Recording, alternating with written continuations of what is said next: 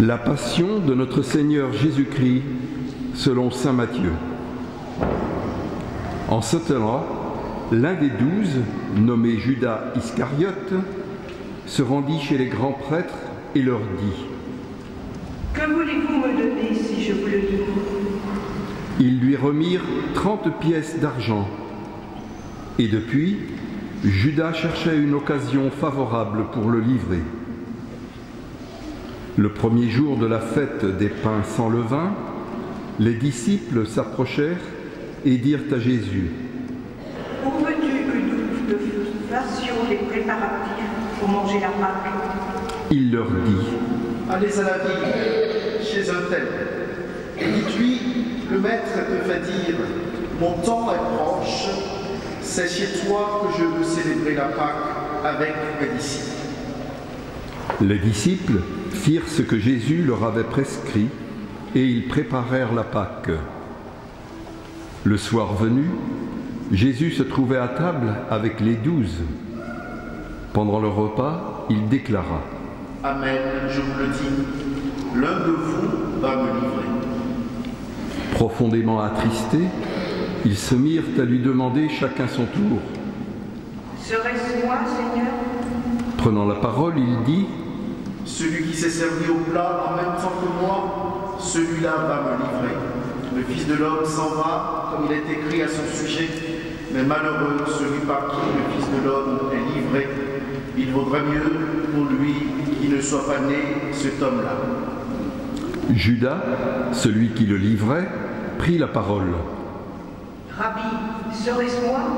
Jésus lui répond : « C'est toi-même qui l'as dit. » Pendant le repas, Jésus, ayant pris du pain et prononcé la bénédiction, le rompit et, le donnant aux disciples, il dit : « Prenez, mangez, ceci est mon corps. » Puis, ayant pris une coupe et ayant rendu grâce, il la leur donna en disant : « Buvez-en tous, car ceci est mon sang, le sang de l'Alliance, versé pour la multitude en rémission des péchés.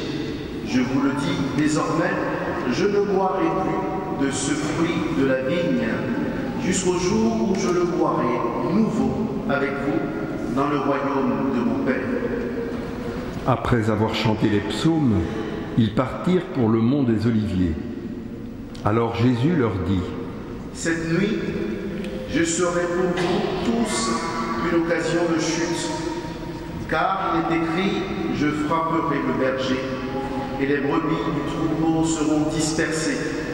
Mais une fois ressuscité, je vous précéderai en Galilée. » Prenant la parole, Pierre lui dit : « Si tous viennent à tomber à cause de toi, moi, je ne tomberai jamais. » Jésus lui répondit : « Amen, je te le dis, cette nuit même, avant que le coq chante, tu m'auras renié 3 fois. » Pierre lui dit : « Même si je dois mourir avec toi, je ne te renierai pas. » Et tous les disciples dirent de même. Alors Jésus parvient avec eux à un domaine appelé Gethsémani et leur dit : « Asseyez-vous ici, pendant que je vais là-bas pour prier. » Il emmena Pierre, ainsi que Jacques et Jean, les 2 fils de Zébédée. Et il commença à ressentir tristesse et angoisse. Il leur dit alors : « Mon âme est triste à en mourir. Restez ici et veillez avec moi. » Allant un peu plus loin, il tomba face contre terre en priant. Et il disait : « Mon Père, s'il est possible que cette coupe passe loin de moi, cependant, non pas comme moi je veux, mais comme toi tu veux. » Puis il revient vers ses disciples et les trouve endormis. Il dit à Pierre : « Ainsi vous n'avez pas eu la force de veiller seulement 1 heure avec moi. Veillez et priez pour ne pas entrer en tentation. L'esprit est ardent, mais la chair est faible. » De nouveau, il s'éloigna et pria. Pour la 2e fois, il disait : « Mon Père, si cette coupe ne peut pas passer sans que je la boive, que ta volonté soit faite. » Revenu près des disciples, de nouveau il les trouva endormis, car leurs yeux étaient lourds de sommeil. Les laissant, de nouveau il s'éloigna et pria pour la 3e fois, en répétant les mêmes paroles.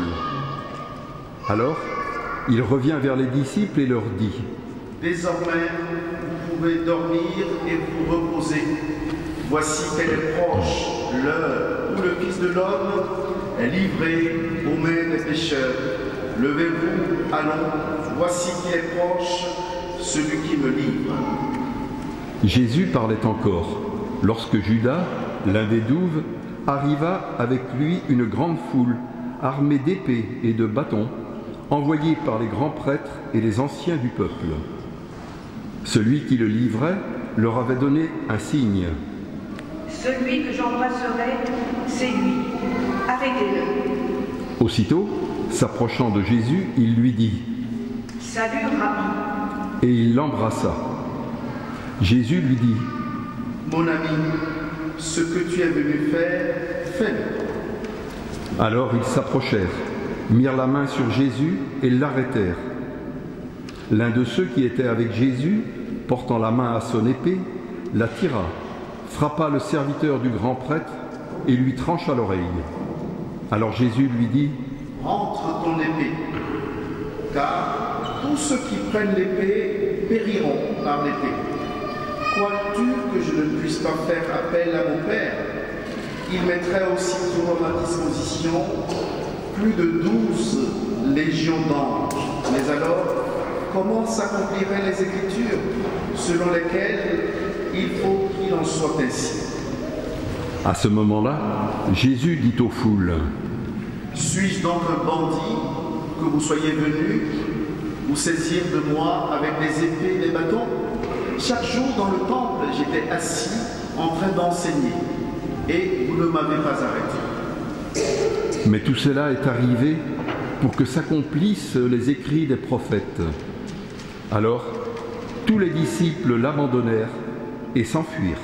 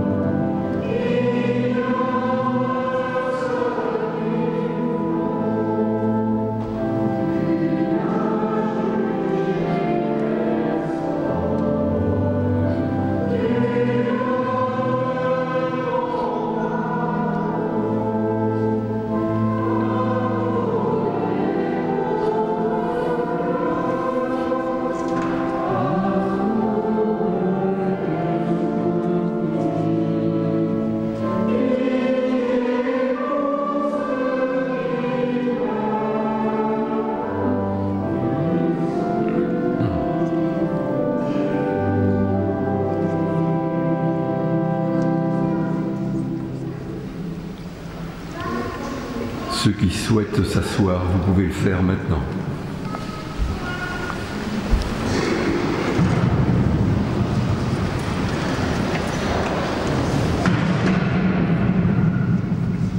Ceux qui avaient arrêté Jésus l'amenèrent devant Caïphe, le grand prêtre, chez qui s'étaient réunis les scribes et les anciens. Quant à Pierre, il le suivait à distance, jusqu'au palais du grand prêtre. Il entra dans la cour et s'assit avec les serviteurs pour voir comment cela finirait. Les grands prêtres et tout le Conseil suprême cherchaient un faux témoignage contre Jésus pour le faire mettre à mort. Ils n'en trouvèrent pas. Pourtant, beaucoup de faux témoins s'étaient présentés. Finalement, il s'en présenta 2 qui déclarèrent « Celui-là a dit, je peux détruire le sanctuaire de Dieu et, en 3 jours, le rebâtir. » Alors le grand prêtre se leva et lui dit « Tu ne réponds rien? Que dis-tu des témoignages qu'ils portent contre toi ?» Mais Jésus gardait le silence. Le grand prêtre lui dit « Je t'adjure, par le Dieu vivant, de nous dire si c'est toi qui es le Christ, le Fils de Dieu. » Jésus lui répond « C'est toi-même qui l'as dit. En tout cas, je vous le déclare, désormais, je verrai le Fils de l'homme siéger à la droite du Tout-Puissant et venir sur les nuées du ciel. » Alors le grand prêtre déchira ses vêtements en disant « Il a blasphémé. Pourquoi nous faut-il encore des témoins? Vous venez d'entendre le blasphème. Quel est votre avis? » Ils répondirent « Il mérite la mort. » Alors, ils lui crachèrent au visage et le giflèrent. D'autres le rouèrent de coups en disant « Fais-nous le prophète, ô Christ. Qui t'a frappé ?» Cependant, Pierre était assis dehors dans la cour. Une jeune servante s'approcha de lui et lui dit « Toi aussi, tu étais avec Jésus, le Galiléen. » Mais il le nia devant tout le monde et dit « Je ne sais pas de quoi tu parles. » Une autre servante le vit sortir en direction du portail, et elle dit à ceux qui étaient là « Celui-ci était avec Jésus, le Nazaréen. » De nouveau, Pierre le nia en faisant ce serment. « Je ne connais pas cet homme. » Peu après, ceux qui se tenaient là s'approchèrent et dirent à Pierre « Sûrement, toi aussi, tu es l'un d'entre eux. D'ailleurs, ta façon de parler te trahit. » Alors, il se mit à protester violemment et à jurer « Je ne connais pas cet homme. » Et aussitôt, un coq chanta. Alors Pierre se souvint de la parole que Jésus lui avait dite. « Avant que le coq chante, tu m'auras renié 3 fois. » Il sortit et dehors pleura amèrement. Le matin venu, tous les grands prêtres et les anciens du peuple tinrent conseil contre Jésus pour le faire mettre à mort. Après l'avoir ligoté, ils l'emmenèrent et le livrèrent à Pilate, le gouverneur. Alors, en voyant que Jésus était condamné, Judas, qui l'avait livré, fut pris de remords. Il rendit les 30 pièces d'argent aux grands prêtres et aux anciens. Il leur dit « J'ai péché en livrant à la mort un innocent. » Ils répliquèrent « Que nous importe? Cela te regarde. » Jetant alors les pièces d'argent dans le temple, il se retira et alla se pendre. Les grands prêtres ramassèrent l'argent et dirent « Il n'est pas permis de le verser dans le trésor, puisque c'est le prix du sang. » Après avoir tenu conseil, ils achetèrent avec cette somme le champ du potier pour y enterrer les étrangers. Voilà pourquoi ce champ est appelé jusqu'à ce jour le champ du sang. Alors fut accomplie la parole prononcée par le prophète Jérémie. Ils ramassèrent les 30 pièces d'argent, le prix de celui qui fut mis à prix, le prix fixé par les fils d'Israël, et ils les donnèrent pour le champ du potier, comme le Seigneur me l'avait ordonné. On fit comparaître Jésus devant Pilate, le gouverneur, qui l'interrogea. « Es-tu le roi des Juifs ?»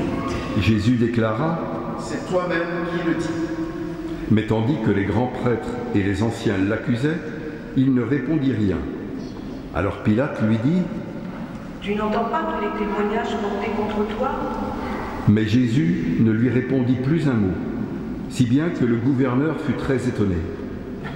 Or, à chaque fête, celui-ci avait coutume de relâcher un prisonnier, celui que la foule demandait. Il y avait alors un prisonnier bien connu nommé Barabbas. Les foules s'étaient donc rassemblées. Pilate leur dit « Qui voulez-vous que je vous relâche, Barabbas ou Jésus, Jésus, appelé le Christ. Il savait en effet que c'était par jalousie qu'on avait livré Jésus. Tandis qu'il siégeait au tribunal, sa femme lui fit dire « Ne te mêle pas de l'affaire de ce juste, car aujourd'hui j'ai beaucoup souffert en songe à cause de lui. » Les grands prêtres et les anciens poussèrent les foules à réclamer Barabbas et à faire périr Jésus. Le gouverneur reprit. « Lequel des deux voulez-vous que je vous relâche ?» Ils répondirent « Barabbas. » Pilate leur dit « Que ferai-je donc de Jésus, appelé le Christ ?» Ils répondirent tous Qu'il soit crucifié. Pilate demanda. Quel mal a-t-il donc fait?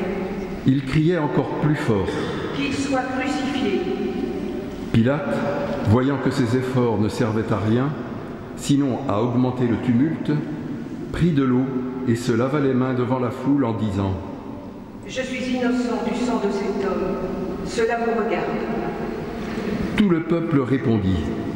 Son sang, qu'il soit sur nous et sur nos enfants. Alors, il leur relâcha Barabbas. Quant à Jésus, il le fit flageller et le livra pour qu'il soit crucifié. Alors les soldats du gouverneur emmenèrent Jésus dans la salle du prétoire et rassemblèrent autour de lui toute la garde. Ils lui enlevèrent ses vêtements et le couvrirent d'un manteau rouge. Puis, avec des épines, ils tressèrent une couronne et la posèrent sur sa tête. Ils lui mirent un roseau dans la main droite et, pour se moquer de lui, ils s'agenouillaient devant lui en disant « Salut, roi des Juifs !» Et après avoir craché sur lui, ils prirent le roseau et ils le frappaient à la tête. Quand ils se furent bien moqués de lui, ils lui enlevèrent le manteau, lui remirent ses vêtements et l'emmenèrent pour le crucifier.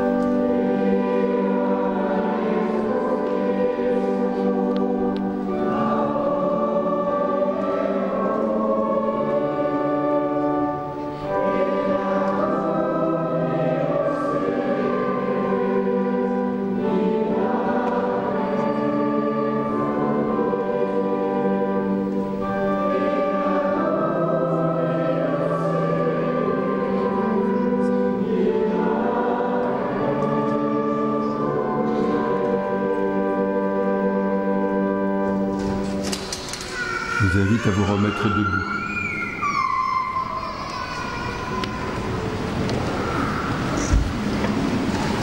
En sortant, ils trouvèrent un nommé Simon, originaire de Cyrène, et ils le réquisitionnèrent pour porter la croix de Jésus. Arrivés en un lieu dit Golgotha, c'est-à-dire lieu du crâne ou calvaire, ils donnèrent à boire à Jésus du vin mêlé de fiel. Il en goûta, mais ne voulut pas le boire. Après l'avoir crucifié, ils se partagèrent ses vêtements en tirant au sort. Et il restait là, assis, à le garder. Au-dessus de sa tête, ils placèrent une inscription indiquant le motif de sa condamnation. Celui-ci est Jésus, le roi des Juifs. Alors, on crucifia avec lui 2 bandits, l'un à droite et l'autre à gauche. Les passants l'injuriaient en hochant la tête. Ils disaient « Toi qui détruis le sanctuaire et le rebâtis en 3 jours, sauve-toi toi-même, si tu es le Fils de Dieu, et descends de la croix. » De même, les grands prêtres se moquaient de lui avec les scribes et les anciens en disant « Il en a sauvé d'autres, il ne peut pas se sauver lui-même. Il est roi d'Israël. Qu'il descende maintenant de la croix et nous croirons en lui. » Il a mis sa confiance en Dieu, que Dieu le délivre maintenant, s'il l'aime, car il a dit « Je suis fils de Dieu ». Les bandits crucifiés avec lui l'insultaient de la même manière. À partir de la 6e heure, c'est-à-dire midi, l'obscurité se fit sur toute la terre, jusqu'à la 9e heure. Vers la 9e heure, Jésus cria d'une voix forte « Élie, Élie, lema sabachthani » ce qui veut dire « Mon Dieu, pourquoi m'as-tu abandonné » L'ayant entendu, quelques-uns de ceux qui étaient là disaient « Le voilà qui appelle le prophète Élie. » Aussitôt, l'un d'eux courut prendre une éponge, qu'il trempa dans une boisson vinaigrée. Il la mit au bout d'un roseau et lui donnait à boire. Les autres disaient « Attends, nous verrons bien si Élie vient le sauver. » Mais Jésus, poussant de nouveau un grand cri, rendit l'esprit.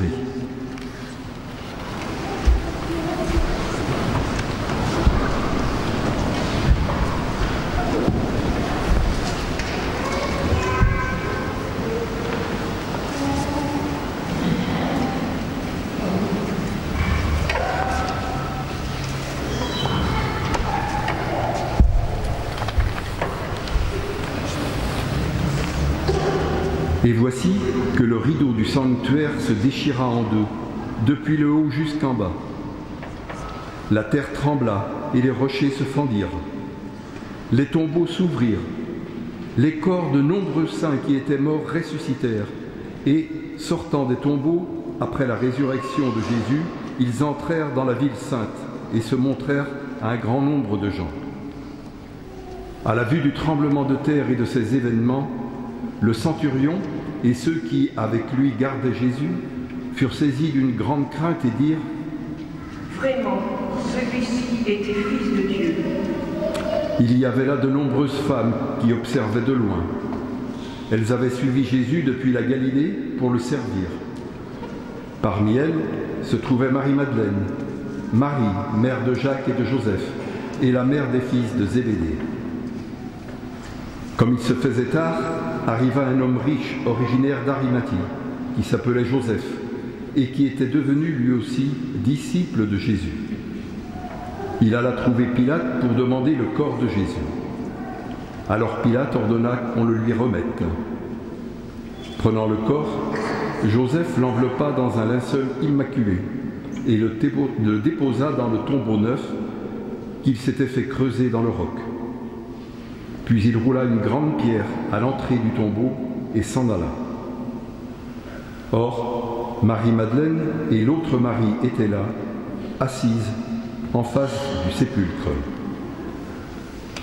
Le lendemain, après le jour de la préparation, les grands prêtres et les pharisiens s'assemblèrent chez Pilate en disant « Seigneur, nous nous sommes rappelés que cet imposteur a dit de son vivant « 3 jours après, je ressusciterai. » Alors, donne l'ordre que le sépulcre soit surveillé jusqu'au 3e jour, de peur que ses disciples ne viennent voler le corps et ne disent au peuple « Il est ressuscité d'entre les morts ».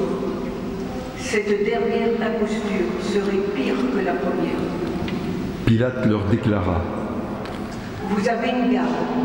Allez, organisez la surveillance comme vous l'entendez. » Ils partirent donc et assurèrent la surveillance du sépulcre, en mettant les scellés sur la pierre et en y plaçant la garde.